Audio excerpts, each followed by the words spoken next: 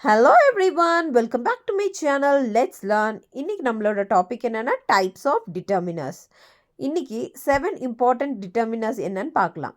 Articles, possessives, demonstratives, numerals, ordinals and quantifiers. Articles அப்படிங்கிறது to specify a noun is general or specific. A and the. Possessives அப்படிங்கிறது to show ownership. My, your, his, her, its, our, their, whose. Demonstratives அப்படிங்கும்போது to point to a specific person or thing. This, that, these, those அப்படிங்கிறது. Numerals அப்படின்னா to specify a number 1, 2, 3, 4.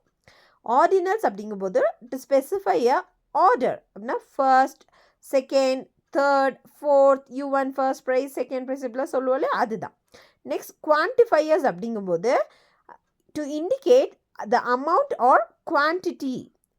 சரிங்களா? A few, another, several, much, many, a lot of, any, some, very. So, இது the types of determiners.